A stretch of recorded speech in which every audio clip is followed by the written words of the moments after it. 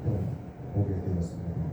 오늘 말씀을 보면서 예레미야를 통하여 하나님이 하신 말씀과 또 유다의 역사를 살펴보면 하나님은 정말 신실하시고 약속을 지키시는 하나님이셨습니다. 예레미야 선지자에게 여호와의 말씀이 임할 때가 10대 소년이었을 때입니다. 우리 다 같이 한번 예레미야 1장을 한번 같이 볼까요? 예레미야 1장 1절입니다.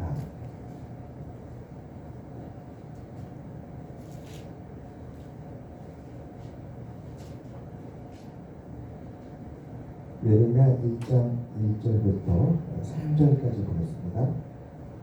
베냐민 땅 아나도스의 제사장들 중 hil기야 아들 예레미야의 말이라. 아몬의 아들 유다와 요시야가 다스린 지 13년에 여호와의 말씀이 예레미야에게 임하였고, 요시야의 아들 유다와 요야김 시대부터 요시야의 아들 유다의 왕 시드기야의 11년 말까지 곧 5월에 예루살렘이 사로잡혀 가기까지 임하리라. 이 말씀을 보게 되면 연도가 나와 있지요. 2절에 보면 여호와의 말씀이 예레미야에게 임했던 정확한 시기에 대해서 이렇게 말씀합니다. 요시야가 다스린 지 13년이라. 그러니까 요시야라는 왕이 유다의 왕이 되었고, 그 왕이 나라를 다스린 지 13년 되었을 때에 예레미야에게 여호와의 말씀이 임하였다는 것이었습니다. 열왕기하 23, 24장, 역대하 36장을 보게 되면 이 역사에 대해 자세히 설명해드리고 있습니다. 요시야 왕은 그의 나이 8세 때 왕이 되었습니다. 8세 때 아주 어릴 때죠. 초등학교 1학년 때. 그래서 31년을 다스렸습니다. 31년. 요시야 왕이 13년을 나라를 다스릴 때를 계산해 보니까 8세의 왕이 돼서 13세면 21살이잖아요. 21살. 그리고 예레미야 선지자가 10대 소년의 때에 여호와의 말씀이 예레미야에게 임하였다 이렇게 되어 있습니다. 요시야 왕이 21살 때에 그때에 예레미야는 10대 소년이었고, 그 10대 소년의 때에 하나님의 말씀이 이 예레미야 선지자에게 임하였던 것입니다.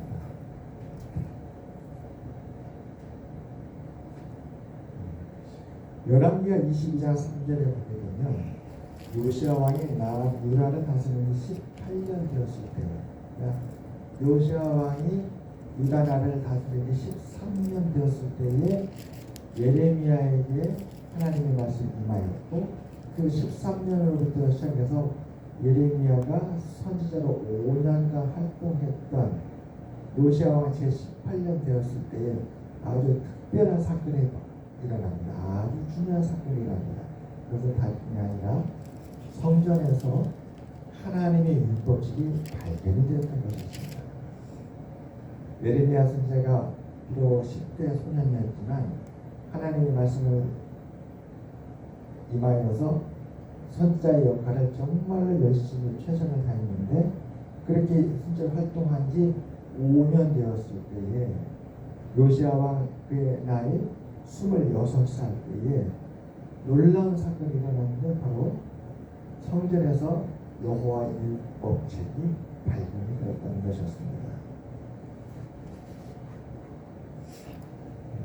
그렇게 율법책을 발견하게 되었을 때에 하나님은 요시야 왕에게 이렇게 말씀합니다. 우리 다 같이 찾아보겠습니다. 열왕기하 22장 19절입니다.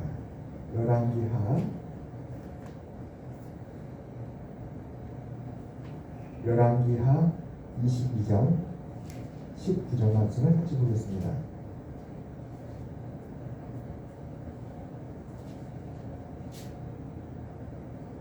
19절과 20절입니다. 예레미야 선지자가 선포했던 말씀을 푸는데, 이 하나님의 말씀은 너무나도 중요한 말씀이었습니다.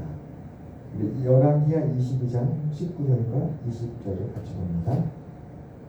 내가 이곳과 그 주민에게 대하여 빈터가 되고 저주가 되리라 한 말을 내가 듣고 마음이 부드러워져서 여호와 앞 곧 내 앞에서 경비하여 옷을 찢고 통곡하였으므로 나도 네 말을 들었노라.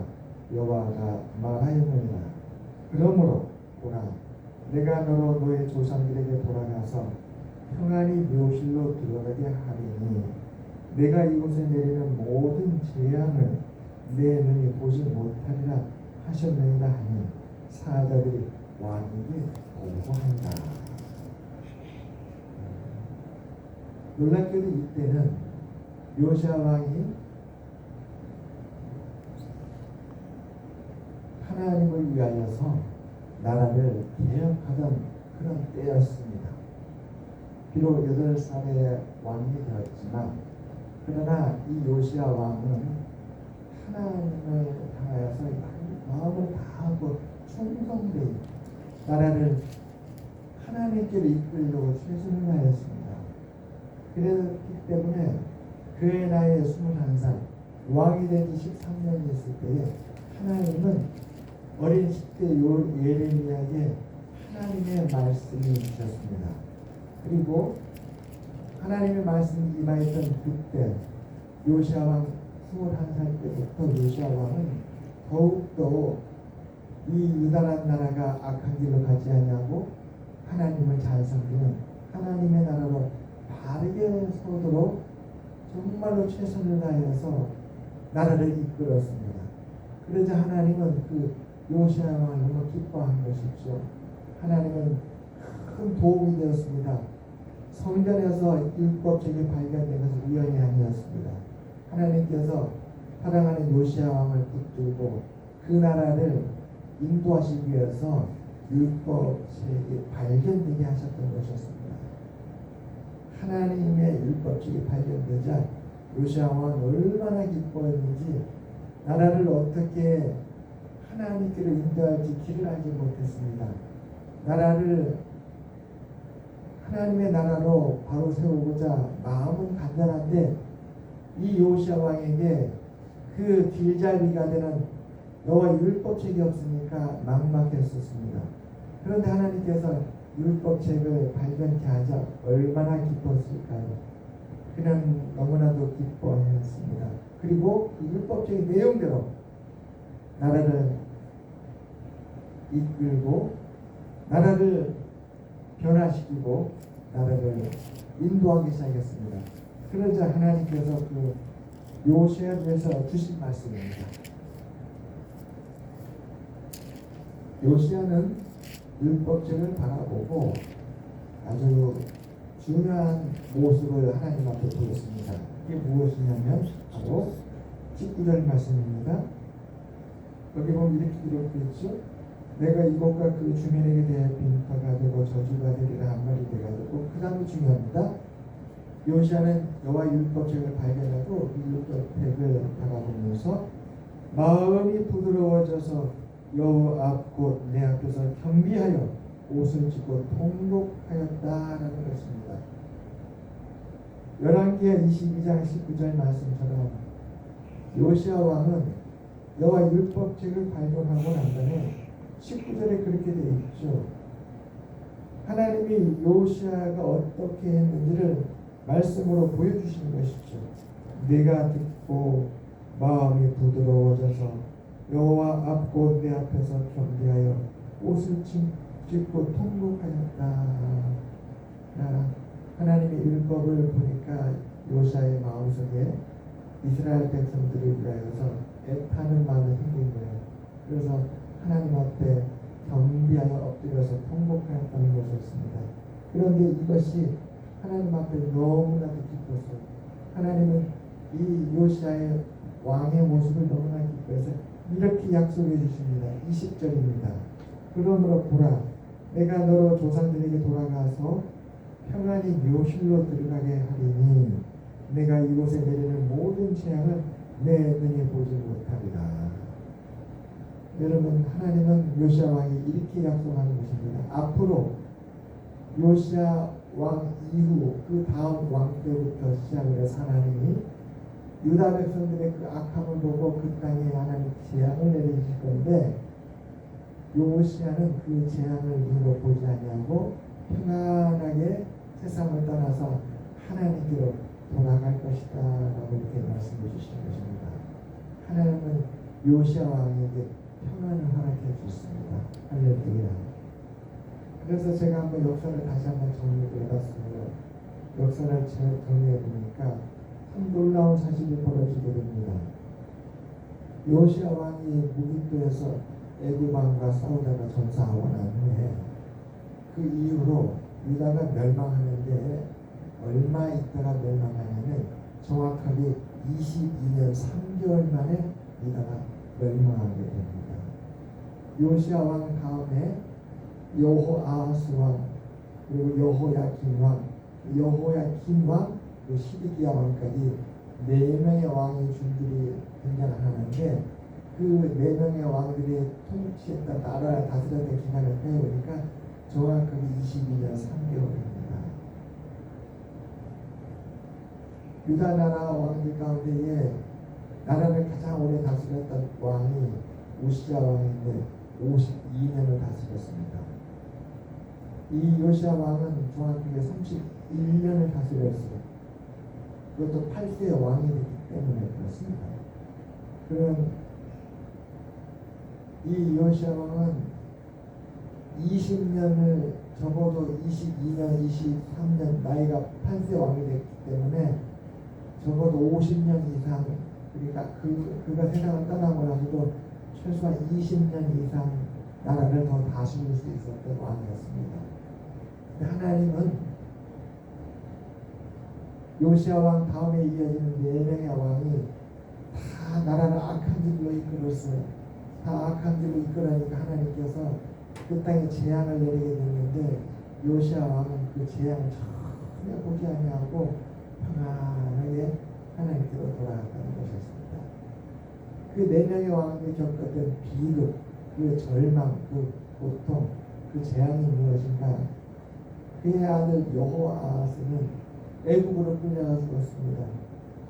또 둘째 아들 여호야김은 바벨론으로 끌려가 죽었습니다. 그리고 그 여호야김의 아들 여호야김, 아는 요시야 왕의 손자잖아요. 손자도 바벨론으로 끌려갔습니다. 여러분, 사랑하는 아들과 사랑하는 손자가 이렇게 타국에 쇠사슬에 묶여가지고 끌려가는 것을 눈으로 목격할 때에 그 고통이 얼마나 크겠습니까?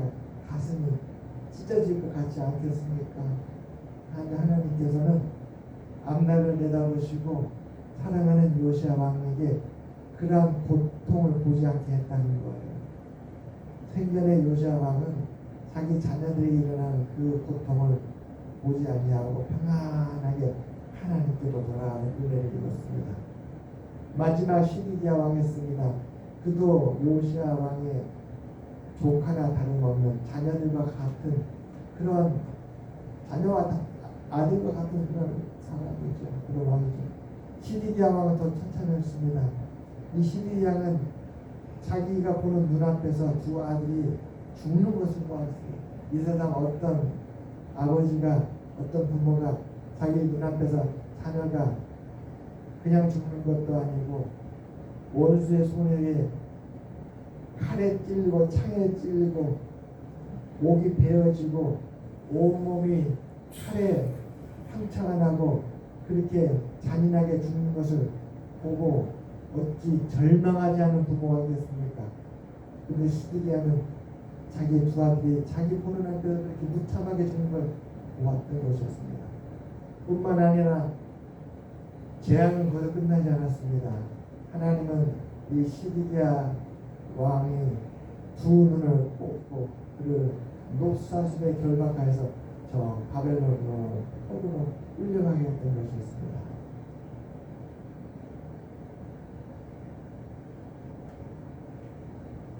하나님은 요시야 왕에게 약속하신 것을 지켜주셨습니다. 요시야 왕에게 그렇게 하나님을 위하여 마음을 다하고 성품을 다하고 뜻을 다하여 주를 섬겼던 그 요시야 왕을 하나님 기쁘게 보시고 하나님 그 앞길을 인도해 주시는데 인생들이 겪는 고통과 인생들이 울부짖는 그 슬픔과 이 모든 것을 그가 겪지 않냐도록 그런 것을 그가 경험하지 않도록 그에게는 세상이 줄 수 없는 하나님만이 주시는 평안을 주셨다 이렇게 말씀하십니다. 그것도 이루어주셨습니다. 이 평안이 우리 모두에게 있기를 주님을 축원합니다. 오늘 우리 말씀으로 돌아가 보겠습니다.